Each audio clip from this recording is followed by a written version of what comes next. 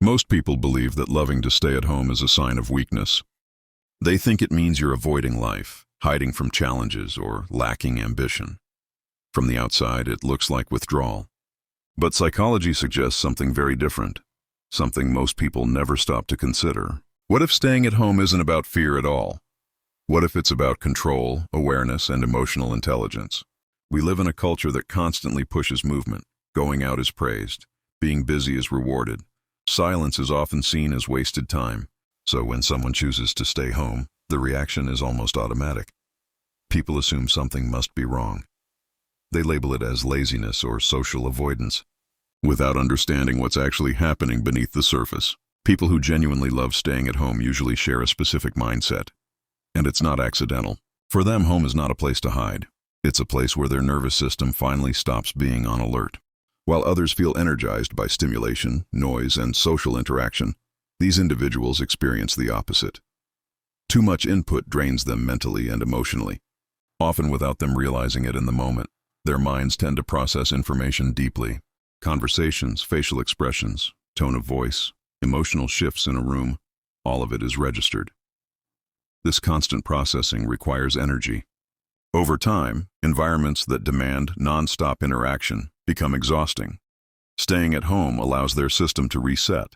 It lowers internal noise. It brings their thoughts back into balance. This is why being at home feels productive to them. Even when nothing visible is happening, their mind is organizing, reflecting, integrating experiences. What others interpret as inactivity is often intense inner activity. Thinking, replaying conversations, making sense of emotions, planning quietly. Another important part of this mindset is autonomy. People who love staying at home often value having control over their time and energy. They don't feel the need to constantly prove their worth through presence or availability. Their sense of identity isn't tied to being seen. It's tied to being aligned. Social interaction for them is not something to collect endlessly. It's something to choose carefully. They don't dislike people. They dislike overstimulation. They prefer fewer interactions with more meaning, depth over frequency, intention over noise. This often creates friction with a world that rewards extroversion. In many cultures, being social is confused with being healthy. Being quiet is confused with being insecure. So people who enjoy staying at home grow up feeling misunderstood, even when nothing is actually wrong with them. Home becomes the one place where no performance is required. No explanations, no expectations. Just a space where their system can breathe.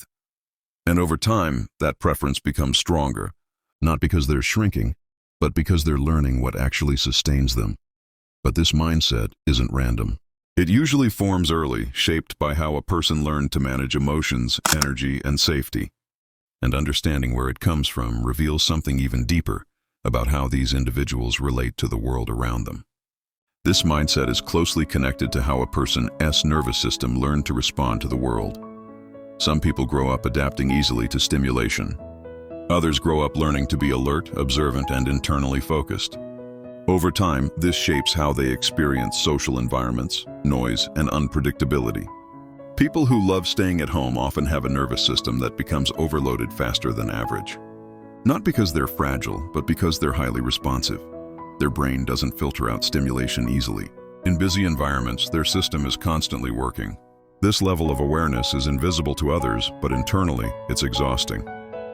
Staying at home removes that constant demand. At home, their nervous system shifts out of survival mode. And for many people, it's the only place where true regulation is possible.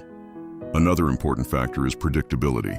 People who enjoy staying at home often feel safest when they know what to expect.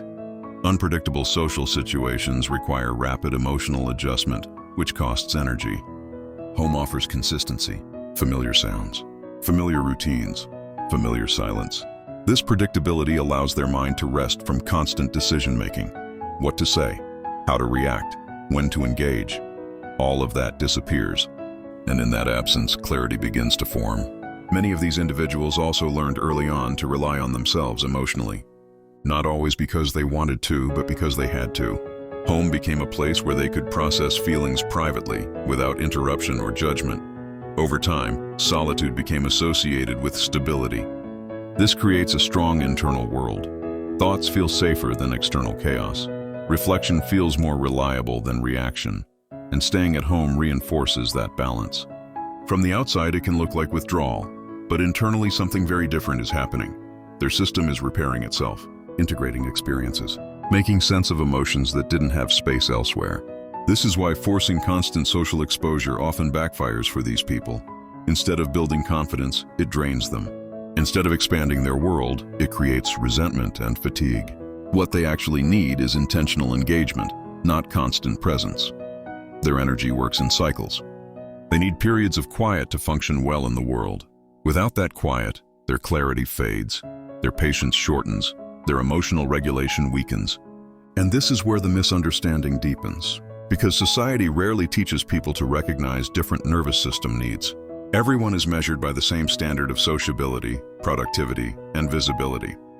So people who thrive in stillness grow up questioning themselves, wondering why they feel better alone, why crowds exhaust them, why home feels like relief instead of confinement.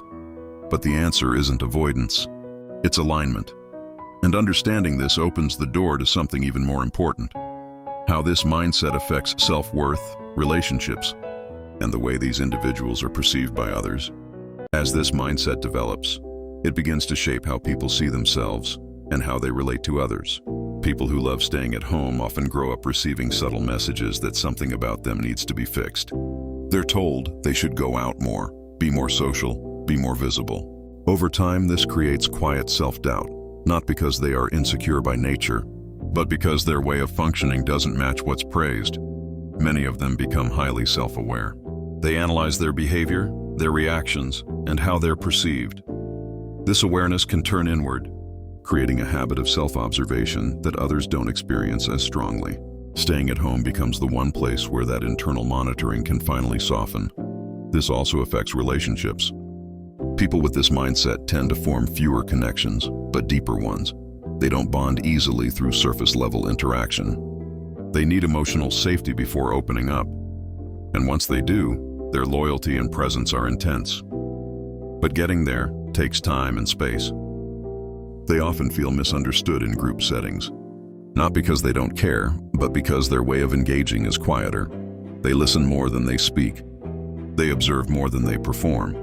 And in environments that reward loudness and speed, this can make them feel invisible. Staying at home restores their sense of self. It reminds them who they are when no one is watching. Without external input, they reconnect with their values, their preferences, and their internal compass. This is especially important for people whose self-worth has been shaped by external expectations. Another layer of this mindset involves boundaries. People who enjoy staying at home are often learning, consciously or unconsciously, how to protect themselves. Saying no to overstimulation is a form of self-respect. Choosing solitude over obligation is a way of preserving emotional balance. However, this boundary setting is often misinterpreted. Others may see it as rejection, distance, or disinterest. But internally, it's not about pushing people away. It's about staying intact. These individuals tend to struggle when their boundaries are ignored. Forced socialization, constant availability, or pressure to explain themselves can create resentment and emotional shutdown. Home becomes the only place where those pressures don't exist. Over time, this shapes how they view the outside world. They don't rush toward it, they approach it carefully. Engagement becomes intentional rather than automatic. They learn to conserve energy instead of spending it to meet expectations. This can create a quiet strength. They become comfortable being alone. They don't depend on constant interaction to feel grounded. And while this independence is often misunderstood, it gives them resilience that others may not develop in the same way. But this resilience comes with complexity, because the more time they spend alone, the more aware they become of how different they feel from others. And that difference raises questions about identity, belonging, and whether their way of living fits into a world that values constant connection. And this is where the tension deepens even further. Because loving to stay at home doesn't just affect how they recharge. It influences how they are judged, how they judge themselves, and how they navigate a society that doesn't slow down for introspection. At some point, people who love staying at home reach an important realization. They understand that their way of living isn't a flaw that needs correction, but a rhythm that needs respect. The tension they've felt for years wasn't caused by staying in, but by trying to live according to standards that were never designed for them. They begin to see that peace doesn't come from forcing themselves into environments that drain them. It comes from honoring how their mind and nervous system actually work. When they stop judging themselves for needing quiet, something shifts internally. Guilt fades. Clarity grows. This mindset allows them to build a different kind of life. One based on intention rather than pressure. They choose social interactions that matter. They engage when they have something real to give. And when they need solitude, they no longer apologize for it. Staying at home becomes a conscious choice instead of a defense mechanism. A place to recharge so they can show up fully when it matters. Not to escape the world, but to engage with it on their own terms. They also begin to understand that self-worth isn't measured by visibility. It isn't proven by how often you're seen, heard, or invited. True self-worth comes from alignment, living in a way that doesn't constantly exhaust you just to meet expectations. This perspective changes how they relate to others. They stop explaining themselves. They stop trying to be understood by people who don't listen. And they start surrounding themselves with those who respect their boundaries without questioning their value. The world often tells us that growth happens outside our comfort zone. But that idea is incomplete. Real growth also happens in stillness, in reflection, in moments where nothing is demanded from you. People who love staying at home aren't avoiding life. They're choosing a version of it that allows them to stay regulated, present, and emotionally intact. And that choice requires awareness, not fear. The lesson here is simple, but powerful. Not everyone is meant to live loudly. Some people are built to live deeply. And when you stop fighting your nature, you stop feeling broken. Sometimes, staying at home isn't about closing yourself off from the world. It's about creating enough inner stability to face it without losing yourself.